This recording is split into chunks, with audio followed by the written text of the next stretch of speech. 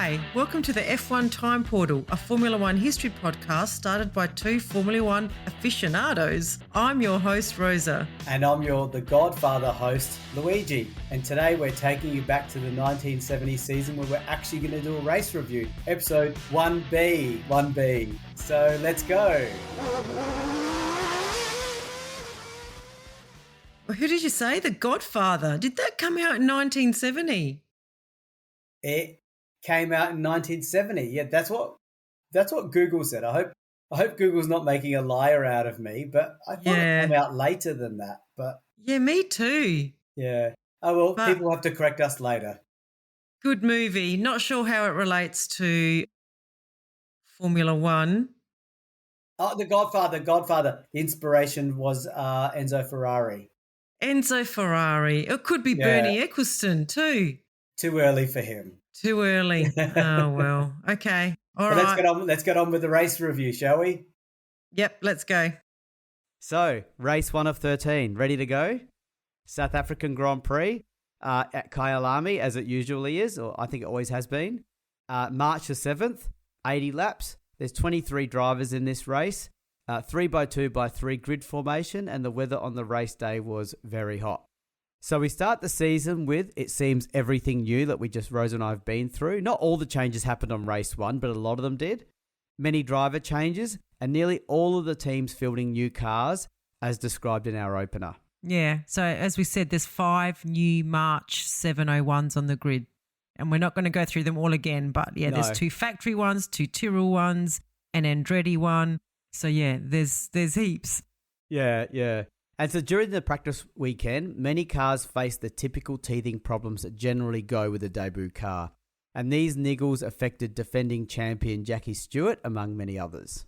I made a big mistake. Graham Hill had his accident that broke his legs at the end of 69, did he? Yeah, okay. I thought it was 68. Right.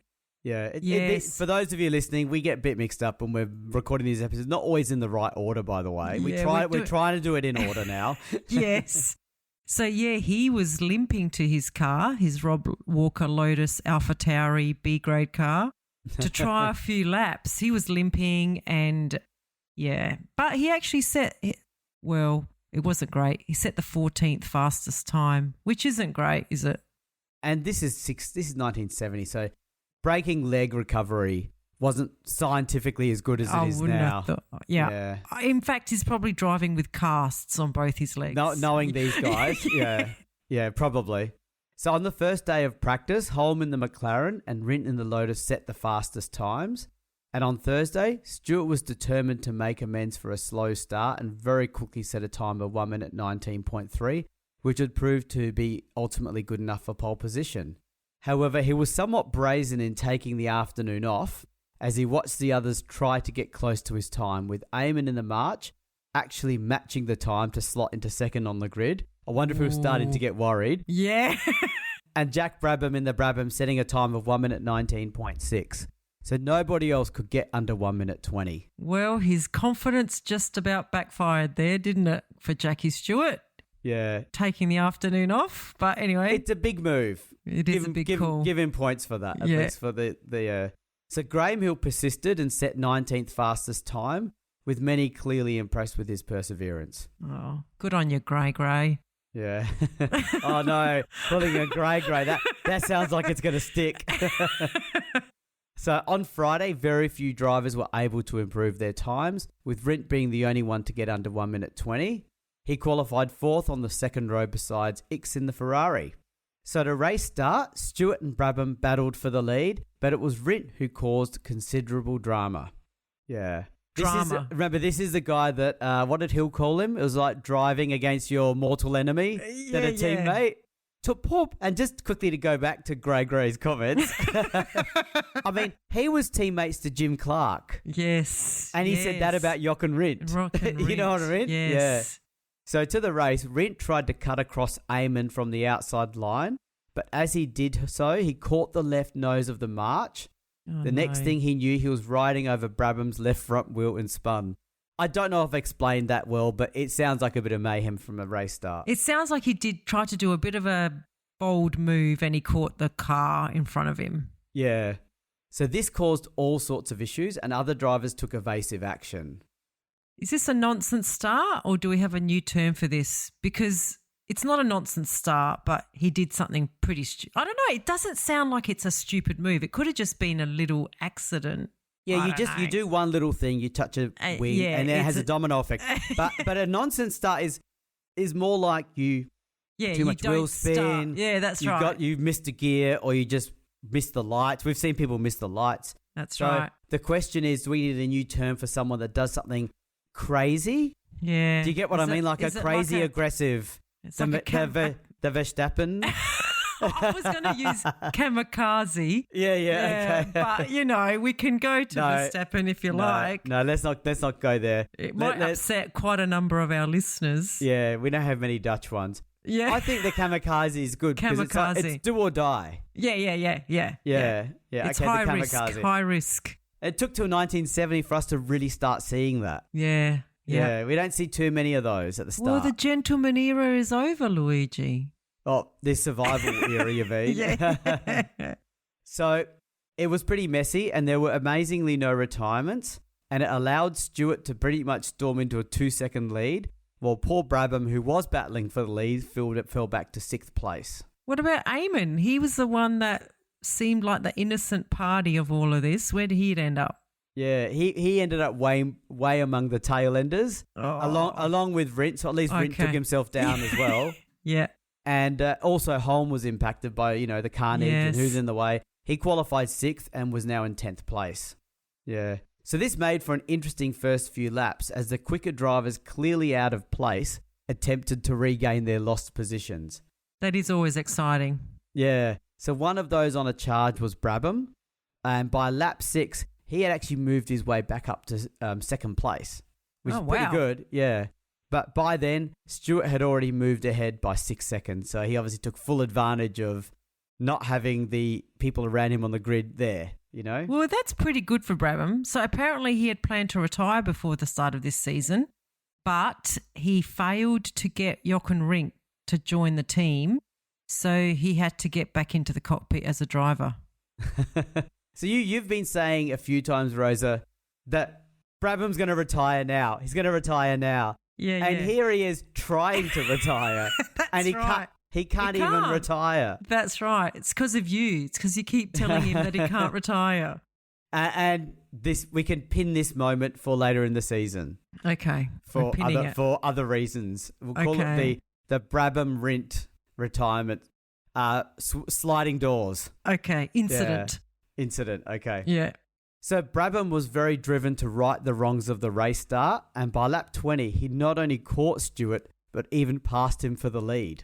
So that's... Wow, not many people do that. Like, not many people catch Stewart and then pass him. No, he's not that sort of a driver. No. He's not like waving you through. No. So these two were clearly in a class of their own because Brabham and Stewart were now 10 seconds clear of the two New Zealanders that were following, which was Holm in the McLaren, who'd pulled himself back up to 3rd now. Oh, that's good. Yeah. And Bruce McLaren in the McLaren. Imagine how far ahead they'd be without all the drama at the start, like Brabham and Stewart. Like, they'd be like a lap clear. Yeah, that's right. Imagine. Or, I mean... if none of the drama happened, I think we'd have a really close quartet at the front. Maybe, yeah. But now there's a gap. And when you've got these really good drivers that are evenly matched, when you get a 6-second gap, it sort of stays that way. Except in this case, Brabham showed that he was at another level. So behind these leading 4 drivers, there were a range of retirements and issues, which included Eamon in the March, Oliver in the BRM, he was having gear selection issues, and there were many other retirements.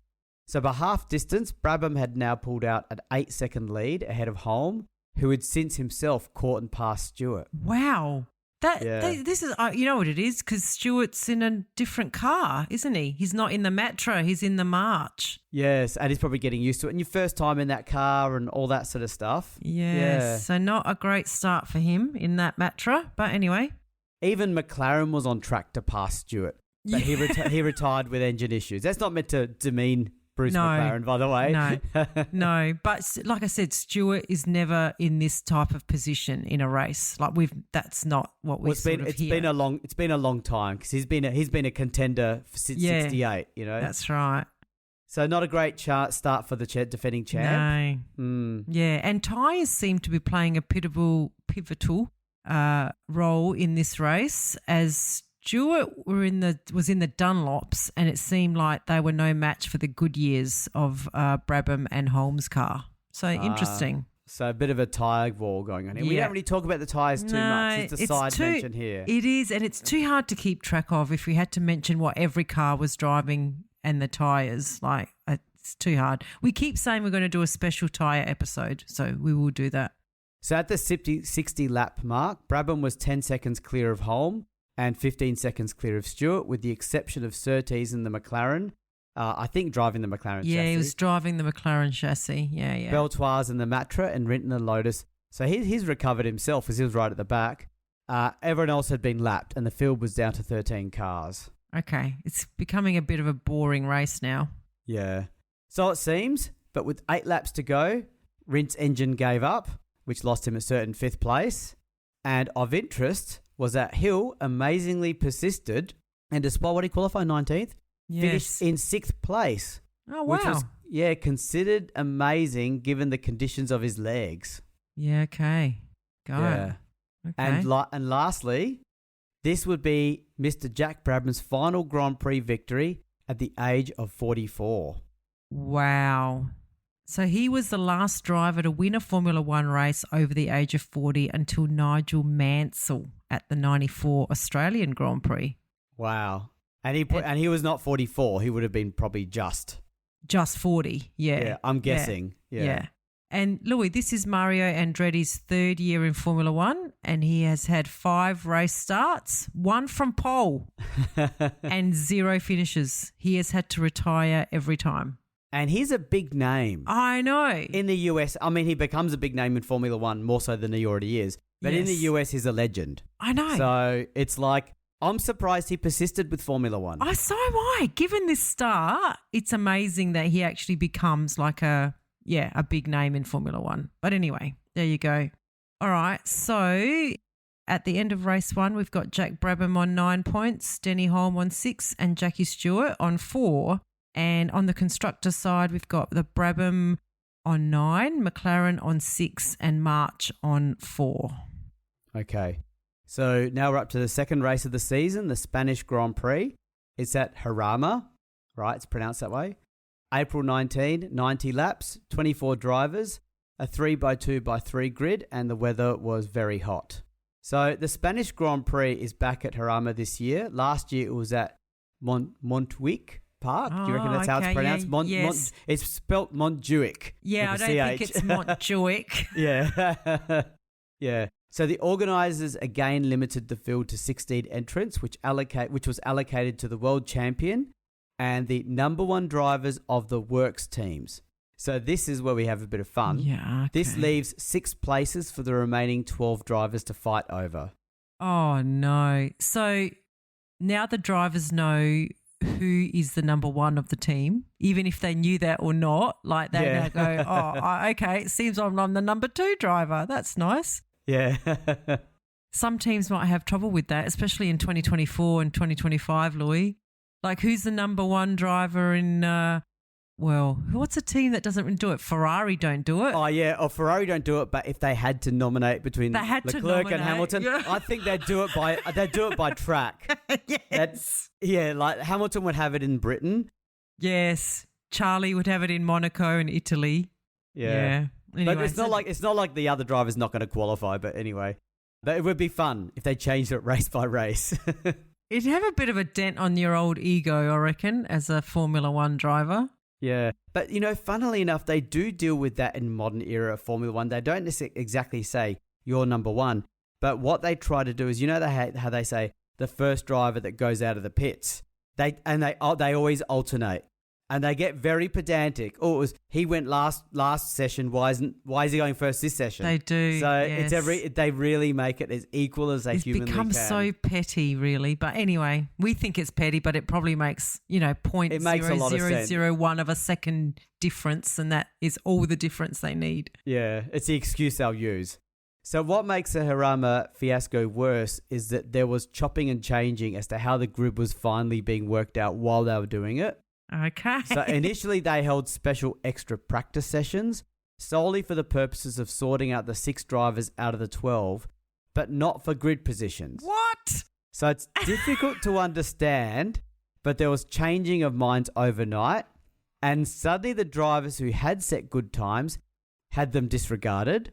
And this then upset many teams, in particular Dennis Holm, who set a very strong time of 1 minute 24.1, which he would eventually start second on the grid with this time if that time was allowed. So that's how good the time was, but that was technically disregarded.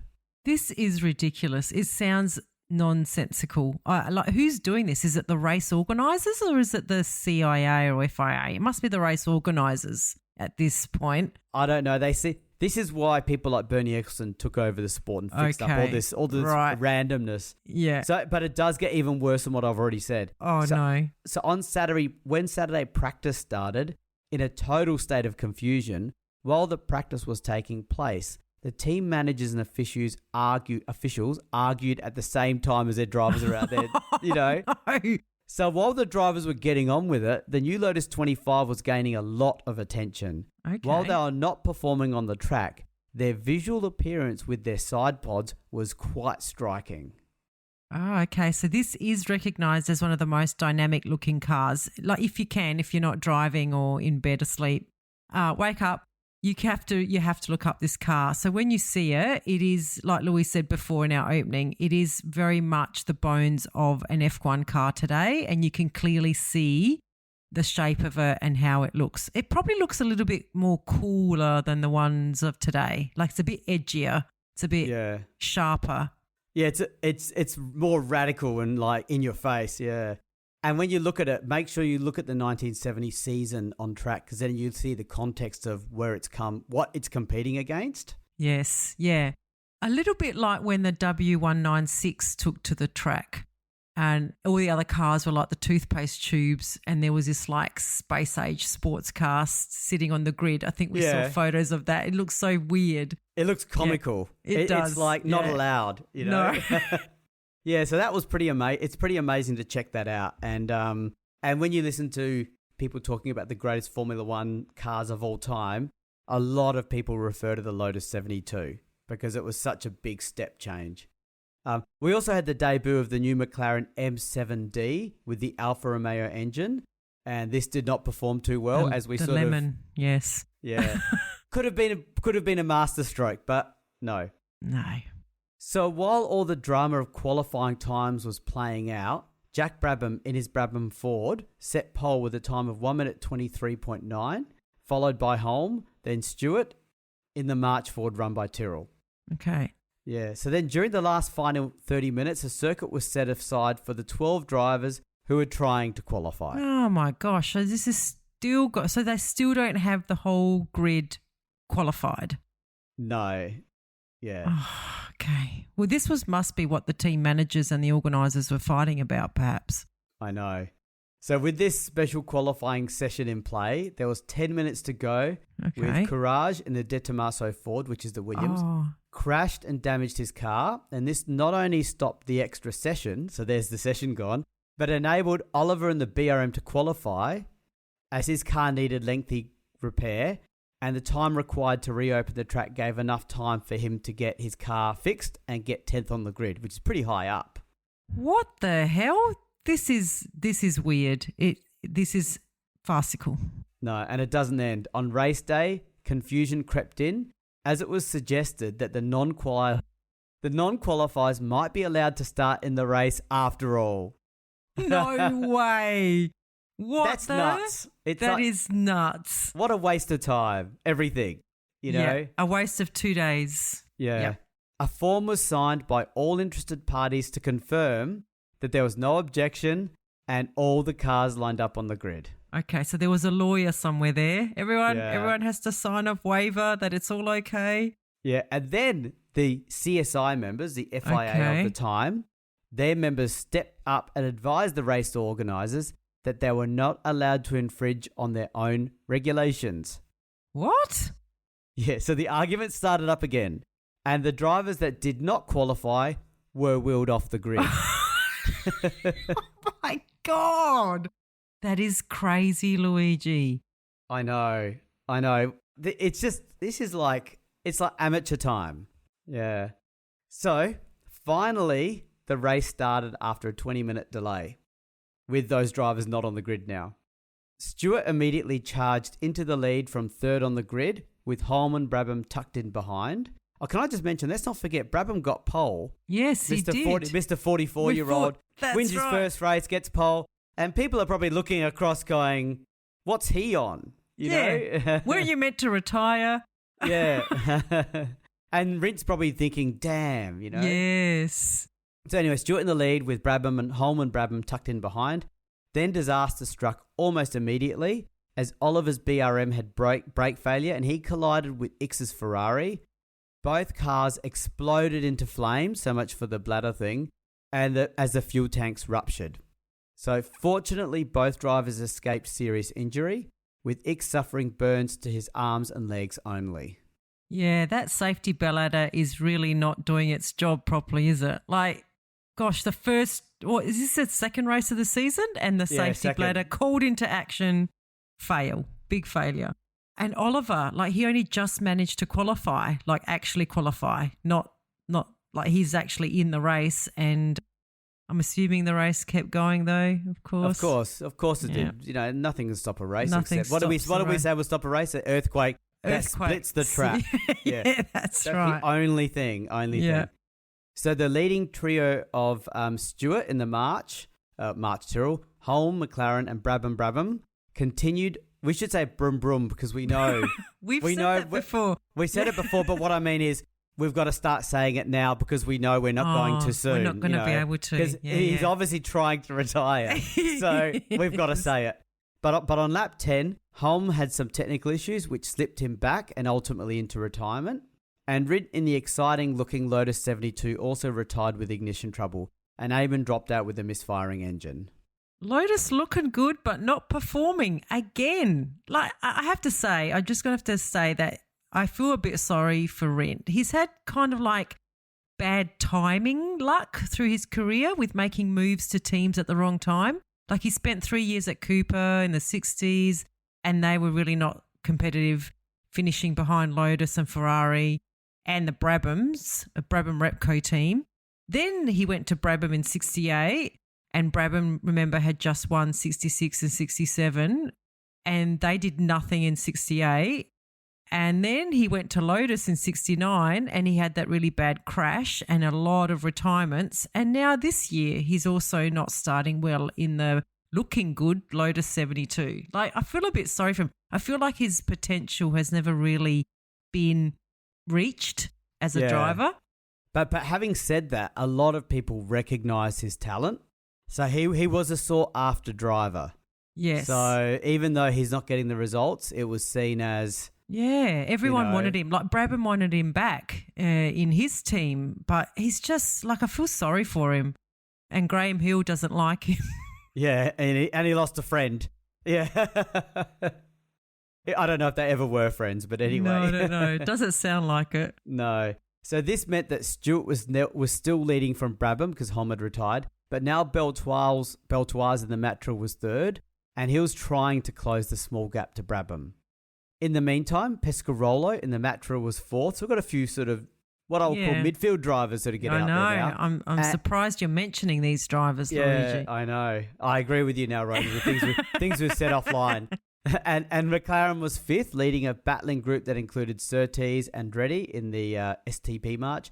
Hill in the Rob Walker Lotus, he's up there. He's up there. And Stommelen in that unusual white Brabham. So this is going to sound ridiculous, but the burning cars of Oliver and Ix were now starting to cause some issues. No kidding. No. With the remaining cars on the track as the foam and water was running onto the track. Oh, wow. Yeah. This caused drivers to have some anxious moments, including Brabham, who slid wide because of the slippery surface. And this enabled Beltoise through into second place. So now he was behind Stewart, but 7 seconds behind.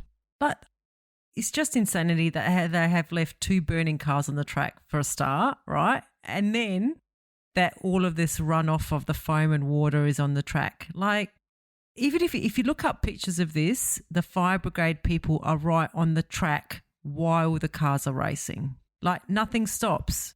It's amazing, isn't it? It's just ridiculous that they think that that's okay. Unfortunately, Beltoise's Matra started to go sick, and on lap 31 his engine seized solid, allowing Brabham back up to second place. So the retirements flowed thick and fast, with a range of drivers going up to third place and then retire. This included Pescarolo and the Matra, who retired from his newly acquired 30th place. Then Surtees took third at half race distance. McLaren was behind him, Bruce McLaren. After 61 laps, though, Brabham also himself retired with a broken camshaft, which was a real pity because he had closed up to within a few metres of Stewart. So the race was starting to get interesting, you know? Well, yeah, it was going to be a good battle at the front. And isn't Brabham, like as you say, it's the second race of the season. He's 44. He's won the first one. Yeah, that is a pity that he had to, that his car let him down. Yeah. So with all the retirements and Brabham gone, Stewart was now 1 lap ahead of the entire field, and he pretty much slowed down to just manage the race, keep the car going. Surtees also retired, so McLaren moved up to second place, Bruce McLaren, and by race end there were only 5 cars still circulating, with Stewart winning, followed by Bruce McLaren, then Andretti in the March, Hill in the Lotus, and Sir Vosgavin in the March.